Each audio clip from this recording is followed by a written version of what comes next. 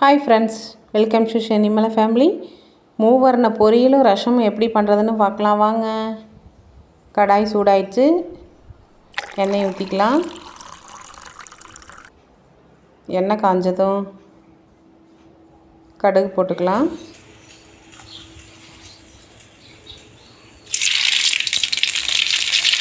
கடுகு வெடிக்கட்டும், கடலைப்பருப்பு போட்டுக்கலாம்.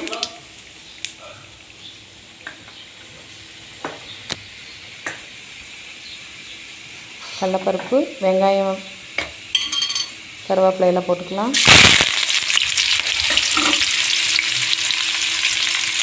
வெங்காயம் கருவேப்பிலையெல்லாம் நல்லா வதங்கட்டும்.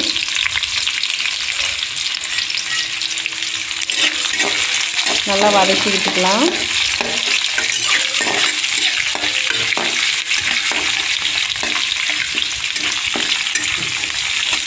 ஒரு 5 மினிட்ஸாவது வதங்கட்டும்.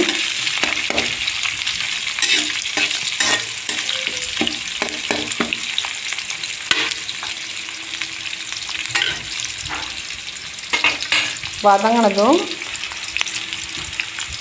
இப்போ நம்ம மூவர்ண காயை எடுத்து போட்டுக்கலாம். கேரட், பீன்ஸ், முட்டைக்கோஸ், இதுக்கு பேர் தான் மூவர்ண பொரியல்.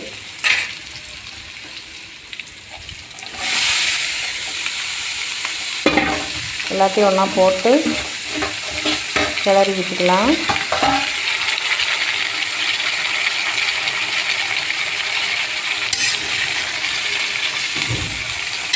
நல்லா கிளறி விட்டுக்கணும். கேரட், பீன்ஸ் மட்டுமே பொரியல் பண்ணால் நிறைய காய் போடணும். இப்போ முட்டைக்கோசு நீங்கள் சேர்ந்து போடும்போது கெஸ்ட்டெல்லாம் வந்துட்டாங்கன்னா இதை 3மே கலந்து நம்ம சமைக்கும்போது பொரியல் அதிகமாக வைக்கலாம்.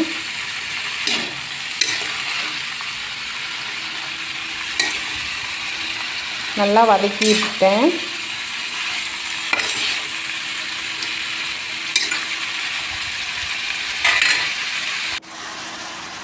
லேசாக கல் உப்பு தூவிட்டேன்.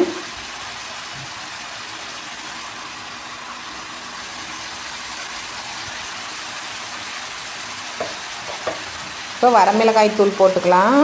நான் மிளகாய் போடலை, அதனால் வரமிளகாய் தூள் போட்டுக்கிறேன்.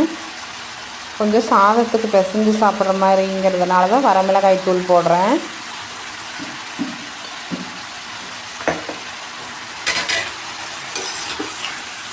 நல்லா கிளறி விட்டுக்கலாம்.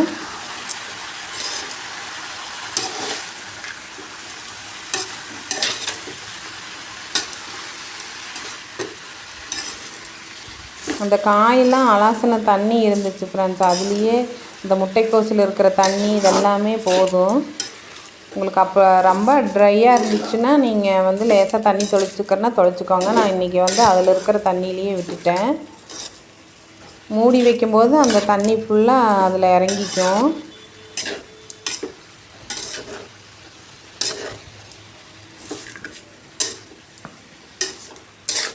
நல்லா கிளறி வச்சுட்டு ஒரு 10 நிமிஷம் மூடி வச்சுக்கலாம்.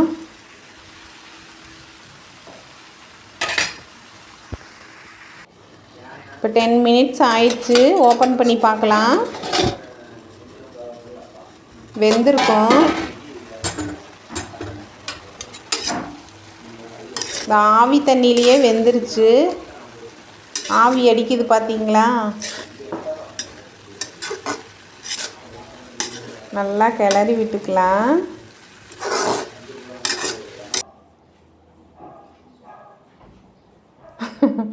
ஆவி அடிக்குதுன்னா நீங்கள் அந்த ஆவி நினச்சிக்காதீங்க.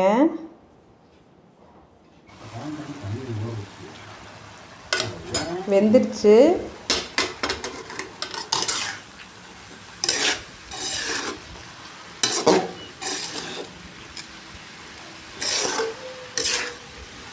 அவ்வளோதான் ஃப்ரெண்ட்ஸ், பொரியலோட ப்ராசஸ் முடிஞ்சுது.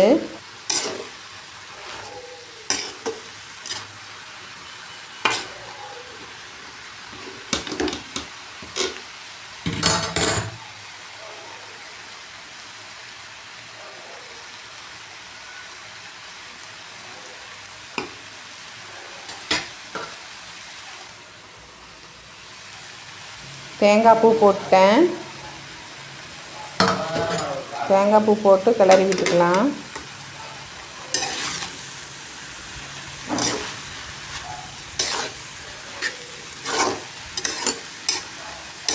தேங்காய் பூ போட்டால் கொஞ்சம் ஒரு 2 மினிட்ஸாவது நம்ம கிளறி விடணும்.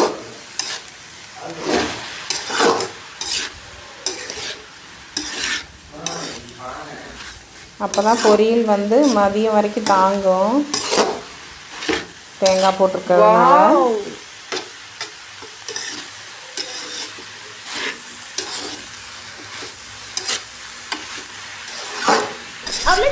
இது சும்மா ட்ரைலர் தாம்மா, மெயின் பிக்சர் நீ இன்னும் பார்க்கல, பார்த்த ஆடி போயிடும். இப்போ ரசம் ரெடி பண்ணிக்கலாம் ஃப்ரெண்ட்ஸ். காய் ரெடி ஆயிடுச்சு. குட்டி ஜாரில் 2 மிளகாய், கருவேப்பிலை, வெள்ளைப்பூண்டு, மல்லி, சீரகம்,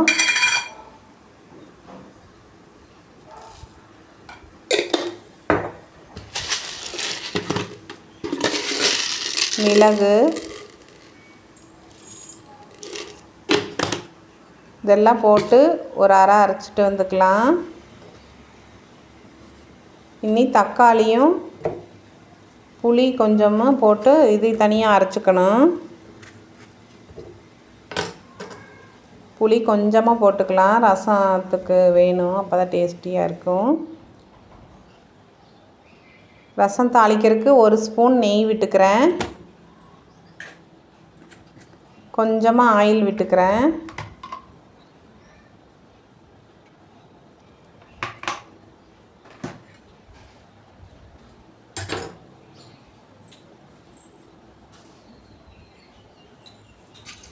கடுகு போட்டுக்கலாம்.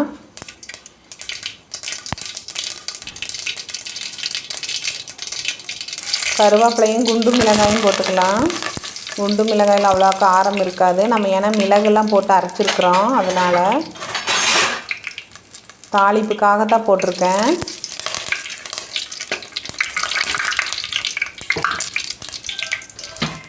இப்போ குட்டி ஜாரில் நம்ம எல்லாம் அரைச்சி வச்சுருக்கிறோம்ல ஃப்ரெண்ட்ஸ், அதெல்லாம் போடணும். வெள்ளைப்பூண்டு ஒரு தாளிப்புக்காக 2 வெள்ளைப்பூண்டு போட்டுக்கலாம்.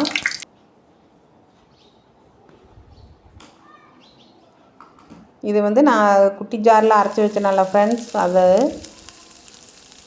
அதையும் போட்டு ஒரு வதக்கிக்கலாம், அப்போ வாசனையே நல்லாயிருக்கும்.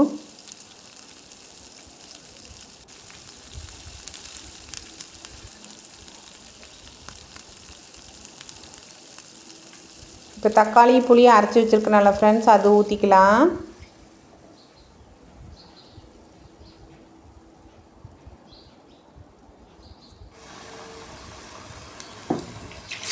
இந்த ஜாரை கழுவி ஊற்றிக்கலாம் அந்த தண்ணி.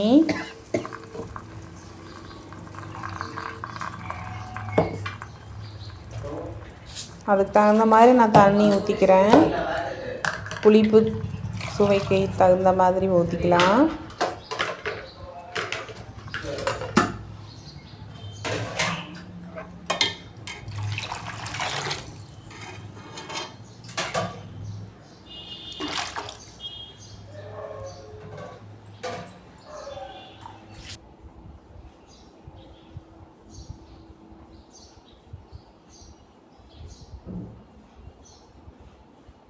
கல்லுப்பு போட்டுக்கலாம்.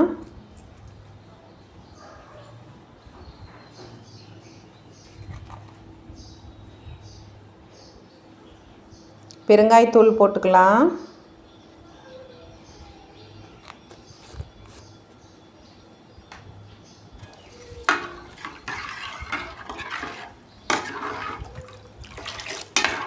ஒரு கலக்கி மூடி வச்சுக்கணும். நுரை பொங்கி வர வரையிலும் ஒரு கலக்கி மூடி வச்சிட்டோம்னா நுரை பொங்கி வரும்போது ஆஃப் பண்ணிக்கலாம்.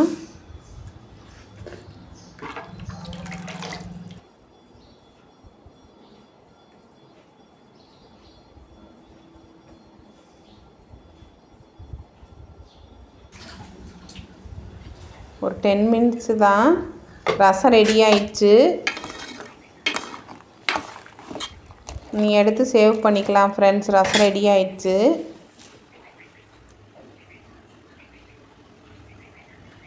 இப்போ எடுத்து சேவ் பண்ணிவிட்டு சாப்பிட்டு பார்க்கலாம். மூவர்ண பொரியலும் ரசமும் ரெடி ஃப்ரெண்ட்ஸ். தேங்க்ஸ் ஃபார் வாட்சிங்.